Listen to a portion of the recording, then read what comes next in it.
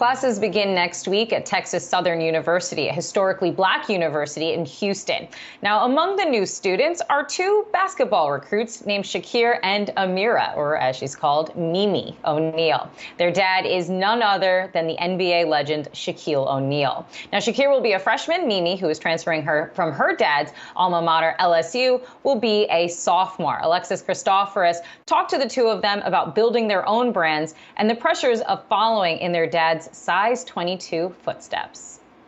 In the beginning, I feel like it was a little bit hard for me to deal with all the pressure and everything that comes with it. But as I got older, I became a little more confident and really basically I live up to my expectations.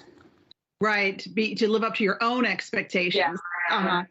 Shaqir, what about you? Same question. How does it feel for you, sort of having your dad's shadow sort of hanging over you, like I say, for better or for worse? I feel like it's no pressure at all for me. This pressure makes diamonds, and I just do whatever makes me happy. So I feel like it's no pressure at all. I'm just a regular guy, so I just go out there, do what I love, and play the sport of basketball. I don't really listen to what anybody else says unless it's really important to me, if it's coming from a coach or a family member. I like that. I like that attitude. That seems pretty healthy. When you chose the offer from Texas Southern, Shaqir, you wrote on social media that you, quote, wanted to change the narrative of culture. What did you mean by that?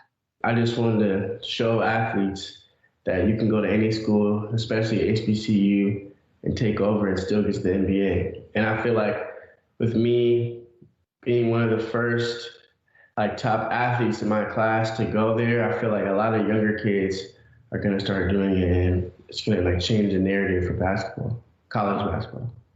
I want to ask you both about what the NCAA did recently, which is historic, after years of debate, finally allowing student athletes to monetize their name, image, and likeness while still in school. Just first off, Mimi, what was your reaction when they announced that new policy? I was actually really excited because I do actually love business.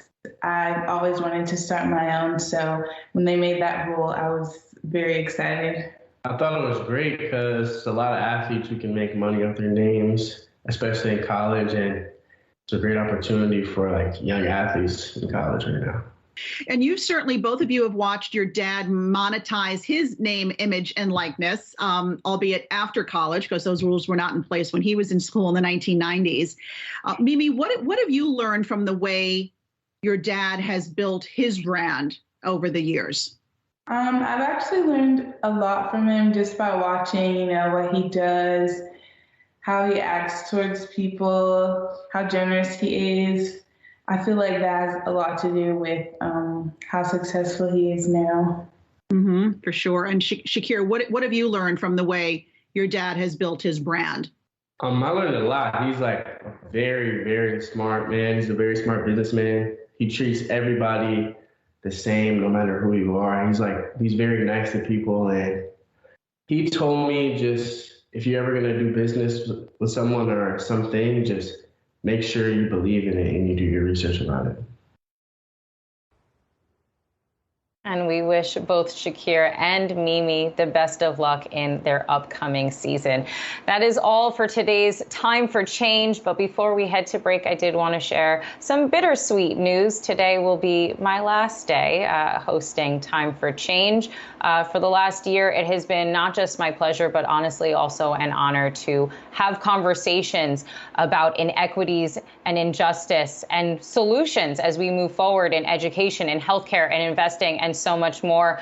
I have learned so much from working with you, Sabeel, from working with Alexis Christoforous, but also, of course, our production staff, which I absolutely have to thank. My many best thanks to Betsy, to Pam, and to Brent. I will miss you all, but again, I am absolutely honored to have been able to have all of these experiences with you.